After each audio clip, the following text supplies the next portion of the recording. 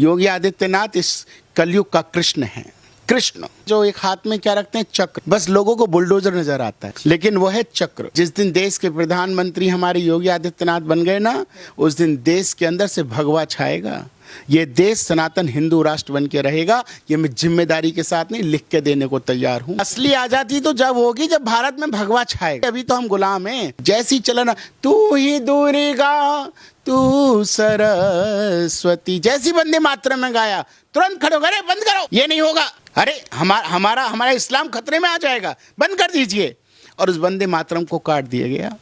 और उसी दिन से लेके आज तक वो दिन है, ये वंदे मातरम 3 मिनट 11 सेकंड का होता है, जो 9 मिनट 18 सेकंड का था। अब तो सिर्फ सुजलाम सुफलाम मलयज शीशलाम सस्य श्यामलम मातरम वंदे मातरम, दैट्स इट। ना उसमें दुर्गा ना सरस्वती ना कुछ आता ही नहीं है। पूरे वंदे मातरम को काट दिया गया। हमारे सनातन के साथ कैसा खिलवाड़ किया इन लोगों ने। जैसे आपने कहा कि जातिवादी छोड़कर अब एकजुट हो जाइए, यही बयान जो है मुख्यमंत्री योगी आदित्यनाथ ने दिया भरे मंच से आगरा में। उन्होंने कहा कि अगर आप बटोगे तो फिर कटोगे। तो आपको लगता है कि किसी भी मुख्यमंत्री ने आज तक इस तरीके से खुलेआम जो है किसी को इस तरीके का मैसेज दिया होगा? क्या आपको लगता है वो जान गए हैं, योगी जी पहचान गए हैं कि आने वाले वर्षों में स्थिति बेहद खराब होने वाली? उन्होंने कहा बांग्लादेश से क्या आप सीख नहीं रहे हो? देखिए, योगी आदित्यनाथ जो है महाभारत के श्री कृष्ण हैं। अच्छा, योगी आदित्यनाथ महाभारत के श्री कृष्ण है, जो एक हाथ में क्या रखते हैं, चक्र। बस लोगों को बुलडोजर नजर आता है, लेकिन वो है चक्र। वो ऐसा चक्र है, उन्होंने कह दिया यदा यदा ही धर्मस्य ज्ञानेन भवति भारता अव्युत्थानम धर्मस्य तदात्मानं सृजाम्यहम्। धर्म की रक्षा के लिए मुझे जो करना पड़ेगा करूंगा। अब देखने वालों का नजरिए वो बुलडोजर नजर आ रहा है, लेकिन बुलडोजर नहीं है, वो सुदर्शन चक्र है। योगी आदित्यनाथ इस कलयुग का कृष्ण है, कृष्ण। और मुझे पूर्ण विश्वास के साथ कहता हूं, इस धर्म की स्थापना करने में योगी आदित्यनाथ सबसे महत्वपूर्ण जिम्मेदारी निभा रहे हैं। उन्होंने बहुत सही बात की। उन्होंने बिल्कुल सही कहा कि अगर बटोगे जाति पाति में तो कटोगे निश्चित। इतना बड़ा सेंटेंस कोई बोलने वाला माइकलाल पैदा नहीं हुआ भारत के अंदर। नहीं लगा कि मेरा 20% वोट बैंक जो है, मुस्लिम वोट बैंक जो उत्तर प्रदेश में रहता है, वो खिसक जाएगा, बुरा मान जाएगा, ऐसा कुछ? मैं एक बात कहना चाहता हूँ ऋषभ जी, इतना बड़ा आपका चैनल है, आप ये बताइए क्या मुसलमान वोट देते हैं बीजेपी को? वो तो पहले भी नहीं देते थे, ना आज देते हैं, ना आगे कभी देंगे। वो तो देंगे ही नहीं। उनको उनकी चिंता नहीं है। उनको चिंता है भारत के सनातनी हिंदुओं की। और ये हर व्यक्ति को उनकी तरह सोचना चाहिए। अगर जिस दिन देश के प्रधानमंत्री हमारे योगी आदित्यनाथ बन गए ना, उस दिन देश के अंदर से भगवा छाएगा। ये देश सनातन हिंदू राष्ट्र बन के रहेगा। ये मैं जिम्मेदारी के साथ नहीं, लिख के देने को तैयार हूँ। आपको लगता है प्रधानमंत्री बनेंगे? बिल्कुल बनेंगे, क्यों नहीं बनेंगे। अरे एक भगवाधारी को अगर आप प्रधानमंत्री बनाएंगे तो मुझे पूर्ण विश्वास है, मेरा भारत जिसको हम कहते हैं मेरा रंग दे बसंती चोला, मेरा रंग दे बसंती चोला, ये बसंती हो जाएगा। ये पूरा भारतवर्ष भगवा में हो जाएगा। इस भारत की पहचान कुछ अलग ही होगी। इसकी सोने की, जिसको हम सपना कहते थे ना, भारत सोने की चिड़िया था, ये हम सोने की चिड़िया देखेंगे अपने भारत को।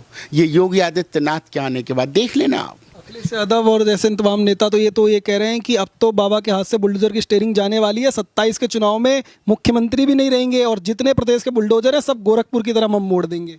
देखिए ऐसा है, ये जो अखिलेश यादव हैं ये हिंदुओं के हत्यारे हैं।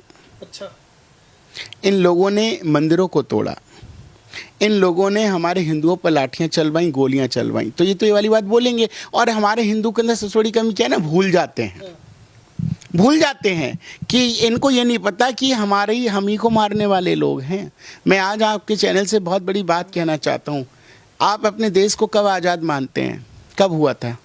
1947 ही सब। 15 अगस्त 1947 को सब यही कहते हैं, लेकिन इस देश की नींव झूठ के आधार पर रखी गई थी। 15 अगस्त 1947 को देश आज़ाद नहीं हुआ था। 15 अगस्त 1947 को इस देश का बंटवारा हुआ था, जिसमें एक नहीं कम से कम 6 लाख हिंदुओं को काट दिया गया था।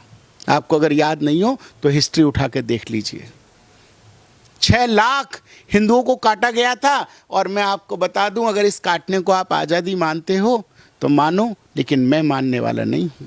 तो आपके हिसाब से कब मतलब असली आज़ादी? असली आज़ादी तो जब होगी जब भारत में भगवा छाएगा। जब भारत भगवा में बनेगा तब असली आज़ादी होगी। अभी तो हम गुलाम हैं, अभी हम आज़ाद नहीं हुए। हिंदू राष्ट्र चाहते हैं। बिल्कुल हिंदू राष्ट्र में चाहता हूँ। और आपको बता दूं, जब चचा जान ने झंडा फहराने के बाद, जब वहाँ से उतरने के बाद उन्होंने तुरंत सरदार पटेल साहब से कहा था, जो पहले देश के गृह मंत्री थे, कि पटेल साहब आज शाम के लिए संसद में एक सुंदर गायन का कार्यक्रम होना चाहिए। तो आपको बताना चाहता हूँ, तो पटेल साहब ने कहा कि बिल्कुल। तो उन्होंने दिल्ली से फ़ोन किया बम्बई में उस कलाकार को ढूंढा गया, तो बम्बई में ना मिलते हुए वो कलाकार मिला मद्रास में। और मद्रास में जब उन्हें फ़ोन पहुंचा तो उनसे कहा गया कि कलाकार से कि हमारा आज संसद का पहला दिन है और आज़ाद भारत हुआ है और आपको इस संसद में आके गीत को गाना है। तो उस कलाकार का एक ही वर्ड था फ़ोन पे। क्या बोला वो कलाकार? उसने बोला कि सरदार पटेल साहब मैं आऊँगा ज़रूर, लेकिन अखंड भारत का गीत गाऊँगा, खंड भारत का नहीं। मुझे अखंड भारत का गीत गाना है। तो पटेल साहब मुस्कुरा के बोले आइए। तो आप तो आ गए।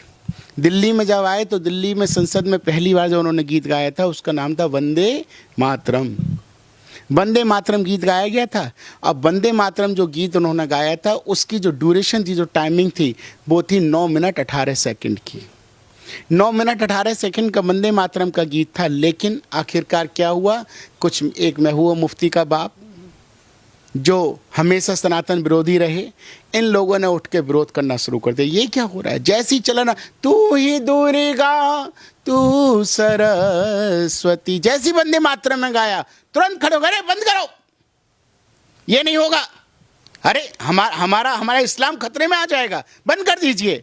और उस वंदे मातरम को काट दिया गया। और उसी दिन से लेके आज तक वो दिन है, ये वंदे मातरम 3 मिनट 11 सेकंड का होता है, जो 9 मिनट 18 सेकंड का था।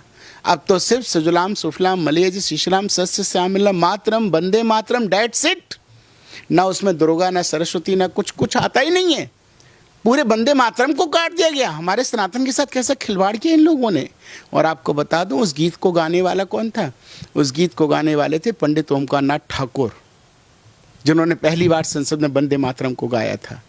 और आज इन लोगों ने शुरू से सनातन का विरोध किया है। आज हमारे बच्चों को, अगर हम सनातन अपने हिंदुओं को कहें ना कि बच्चों तुमको पता है वंदे मातरम, तो इनको सिर्फ उतना ही याद है 3 मिनट 11 सेकंड का, पूरा 9 मिनट 18 सेकंड का नहीं याद है। हमारे भारत के बच्चों के अंदर किस प्रकार उनके माइंड को माइंड वॉश किया गया। आज अगर किसी बच्चे से पूछो ना, बेटा सबसे सुंदर औरत कौन है भारत की, तो क्या कहेंगे? तैमूर की माँ।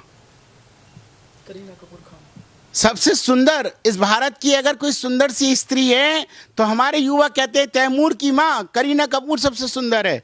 अरे इन बच्चों से पूछो, नालायकों को शर्म आनी चाहिए। अगर आपको सुंदरता की मूर्त कहना है तो शिवाजी की माँ को कहो, जीजाबाई को, जिसने शिवाजी को पैदा किया, वो है सुंदर।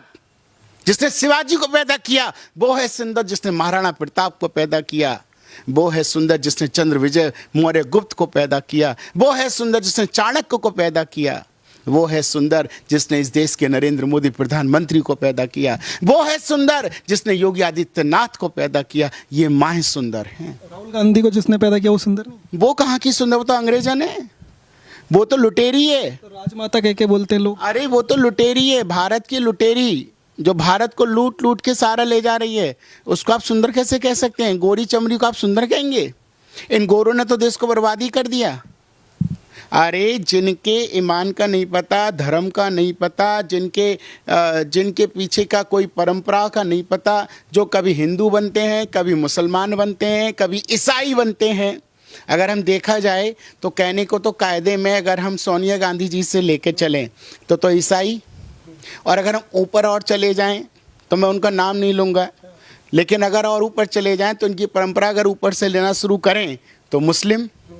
ये ईसाई और मुस्लिम, ये सिर्फ 2 ही चीज़ें हैं इनके पास, चादर और फादर। और चादर फादर का ही ये समर्थन करते हैं। इनको हिंदुओं से, सनातनियों से कोई लेना देना नहीं है। सिर्फ चादर और फादर इनका वोट बैंक है, उन्हीं को ये मानते हैं, उन्हीं को पूजते हैं। इनको सनातनियों से अगर लेना देना होता तो वंदे मातरम जो 9 मिनट 18 सेकंड का था वो आज भी होता, लेकिन नहीं होता है।